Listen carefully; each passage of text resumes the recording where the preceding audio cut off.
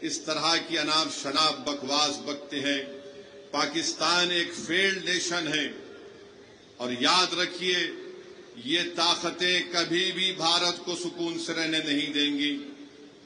آج وقت ہے کہ ہم ان کو ایک مؤثر جواب دیں تاکہ ہمیشہ کے لیے یہ دہشت گردی کا یہ زہر ہمیشہ کے لیے ختم ہو کر رہ جائے۔ بنگلہ دیش میں بھی کوئی ایک صاحب اناپ شناپ بک رہے ہیں کہ نارتھ ایسٹ میں ایسا کر دیں گے۔ میں ان سے بھی کہوں گا کہ بھائی صاحب، جو ملک آپ کو ملا ہے وہ ہماری وجہ سے ملا ہے، اپنے ملک میں آرام سے رہو۔ یاد رکھو، جب بھارت پر اگر کوئی انگلی اٹھاتا ہے تو ہم اپنے تمام اختلافات کو بھول کر ایک سیسا پلا ہوئی دیوار کی طرح کھڑے ہو جاتے ہیں۔ تو ہم ان تمام لوگوں سے کہیں گے کہ آج آپ نے بری نظر سے بھارت کی طرف اٹھا کر دیکھا ہے۔ مجھے یقین ہے کہ جو معصوموں کا قتل ہوا ہے ان کا خون رائے گا نہیں جائے گا، بلکہ میں تائید کرتا ہوں کہ بھارت سرکار نے یہ فیصلہ لیا کہ پاکستان کی کشتیاں اور پاکستان کے پلین بھارت کے حدود میں نہیں آئیں گے، بلکہ ہم یہ بھی کہیں گے کہ پاکستان کو FATF کے گرے لسٹ میں ڈال دیا جائے، اور جو لوگ پاکستان میں بیٹھ کر بھارت کے تعلق سے کیا کیا کہتے ہیں نہیں معلوم، مگر ان کو آئینے میں اپنی صورت دیکھنا چاہیے۔ تم کون سا میزائل ٹیسٹ کرتے ٹیسٹ کر لو، یاد رکھو، مگر بھارت تمہارے سے طاقتور ہے اور ہمیشہ رہے گا انشاءاللہ تعالی۔ میرے عزیز دوستوں اور بزرگوں، یہ عرض کرنا ضروری تھا، کیونکہ اگر ہم یہ سمجھیں گے کہ پہلگام میں اتر پردیش سے یا مہاراشٹرا سے یا بہار سے کوئی آدمی گیا اور اس کی موت ہو گئی تو ہم خاموش بیٹھ جائیں گے، بلکہ میں تو یہ دیکھ رہا ہوں کہ پہلگام کا یہ واقعہ بھارت کے ہر غریب کو، ہر دولت مند کو، ہر پڑھے لکھے کو، ہر کسان کو جھنجھوڑ کے رکھ دیا ہے۔ اب ہم امید کرتے ہیں کہ ہماری حکومت ایک مؤثر اقدام ان پر کرے گی، جیسا کہ ماضی میں سرجیکل سٹرائک اور بالا کوٹ بھی ہوا تھا، اور جو بین الاقوامی ملکیں بھارت سے کہہ رہی ہیں کہ پاکستان سے بات کر لو۔ ارے پھر یوکرین اور رشیا میں کیا ہوا؟ تم نے کیا کیا وہاں پر؟ میرے عزیز دوستوں اور بزرگوں، یہ ایک حساس مسئلہ ہے، اور اس مسئلے کے اوپر ہم کو ایک ہو کر کھڑے ہونا ہے۔ یہ ضروری ہے کہ ہم تمام لوگ ایسے وقت پر اپنے اتحاد کو مضبوط رکھیں، اور جو لوگ اس دہشت گردانہ حملے کے باوجود بھی ہندو مسلم کی باتیں کر رہے ہیں، میں ان سے کہوں گا کہ احمقوں کی دنیا میں بسنے والوں، تم بھارت کو کمزور کرنے کا کام کر رہے ہو۔ اگر آج ہمارے وطن میں اس بڑے دہشت گرد حملے کے بعد بھی اگر تم ہندو مسلم کرو گے تو پھر یاد رکھو ISI اور پاکستان میں بیٹھے ہوئے دہشت گرد، وہ ان کے چہروں پر خوشیاں ہوں گی۔ تو ہم ان سے بھی کہیں گے کہ تم کو جو کچھ اناپ شناپ بکنا ہے تھوڑے دن خاموش بیٹھ جاؤ، تاکہ ہم ایک مؤثر جواب دے سکیں، تاکہ ہمیشہ کے لیے اس دیش میں دہشت گردی کا خاتمہ ہو سکے۔ میرے عزیز دوستوں اور بزرگوں، اب بات ملک کے اندر کی جو میں کر رہا ہوں وہ اس وقف قانون کے خلاف ہے۔ آپ جانتے ہیں کہ جب پارلیمنٹ میں اس بل کو لایا گیا، ہم تمام نے اس بل کی مخالفت کی۔ پھر اس بل کو قانون بننے سے پہلے پارلیمنٹ کی کمیٹی کے پاس بھیجایا گیا۔ ہم تمام نے کمیٹی میں جتنی میٹنگز ہوئی ان تمام میٹنگ میں اس بات کو بتایا کہ یہ قانون بھارت کے سنویدھان اور آئین کے خلاف ہے۔ یہ قانون بھارت کے سنویدھان کی دفعہ 14، 15، 25 اور 26 اور 29 کی مخالفت کرتا ہے، اور کوئی بھی حکومت سنویدھان کے فنڈامنٹل رائٹس کے خلاف جا کر ایسا قانون نہیں بنا سکتی ہے۔ یہ قانون جو بنایا گیا ہے، یہ قانون کیا ہے؟ یہ قانون یہ کہتا ہے کہ بہار کے وقف بورڈ میں اب مسلمان ہی صرف ممبر نہیں رہیں گے، اس میں غیر مسلم کو بھی ممبر بنایا جائے گا۔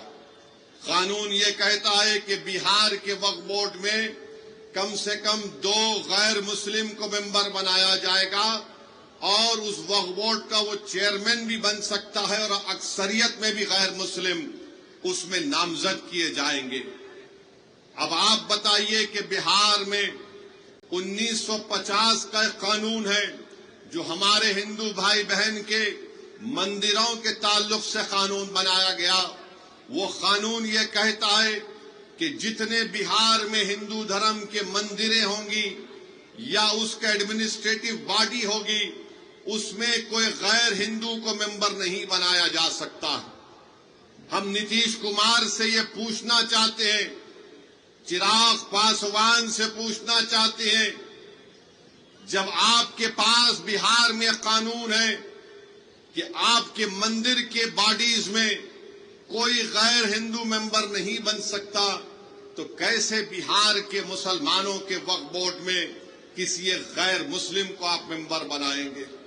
بہار میں بودھ گایا ہے، بودھ گایا میں وہاں پر صرف بودھ مذہب کے اور ہندو دھرم کے ماننے والے ممبر بن سکتے ہیں، تو پھر آپ بہار میں مسلمانوں کے وقف بورڈ میں کیسے آپ کسی غیر مسلم کو بنائیں گے؟ یہ قانون بنانا اور یہ کہنا کہ غیر مسلم مسلمانوں کے وقف بورڈ کو چلائے گا، یہ ہمارے بھارت کے سنویدھان کی دفعہ 26 کے خلاف ہے۔ میرے عزیز دوستوں اور بزرگوں، بات یہاں تک ختم نہیں ہوئی۔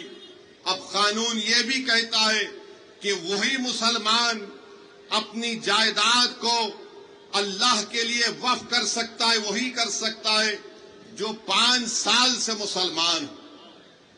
آپ بتائیے کون طے کرے گا بہار میں آ کر کہ کیا یہ 5 سال سے مسلمان ہے یا نہیں؟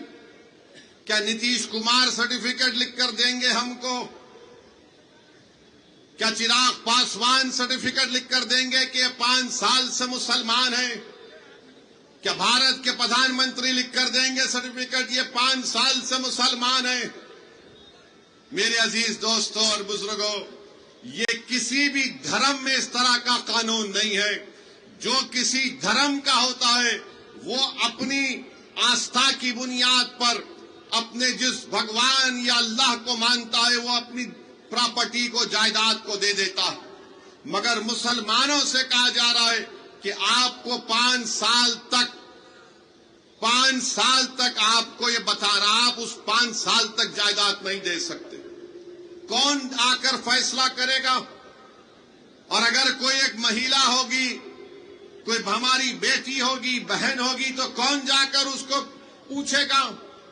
یہ اس طرح کا قانون بنایا گیا ہے کہ 5 سال تک آپ اپنی جائیداد کو نہیں دے سکیں گے جب تک کہ آپ یہ نہیں بتائیں گے کہ آپ اسلام پر عمل کر رہے ہیں۔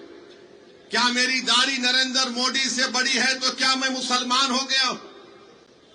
کیا اگر کوئی ہماری بہن حجاب پہنی یا نہیں پہنی تو مسلمان ہوگی یا نہیں ہوگی؟ یہ غلط قانون بنایا گیا۔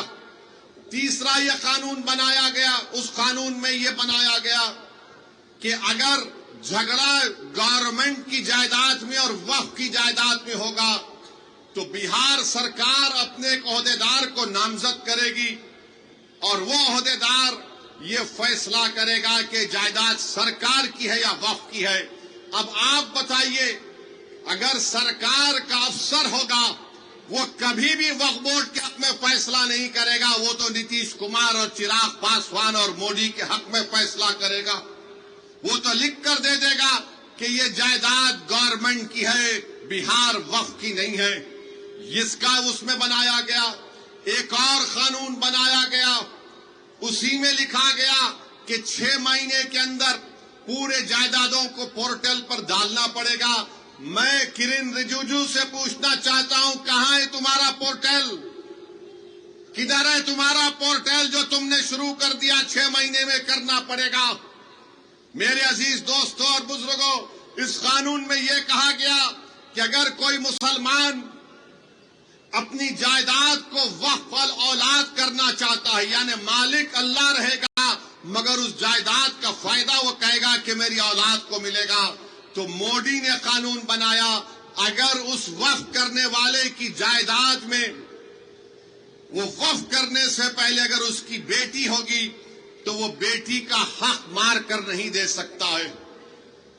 آپ بتائیے ہندو دھرم میں یہ قانون ہے کہ جو کوئی بھی ہندو اپنے ول کے ذریعے وہ اپنی ایک پوری جائیداد کو اپنی ایک اولاد کو دے سکتا ہے، چاہے بیٹی ہو یا بیٹا ہو، یا ان کو چھوڑ کر وہ گاؤں میں اپنے کسی کو دے سکتا ہے۔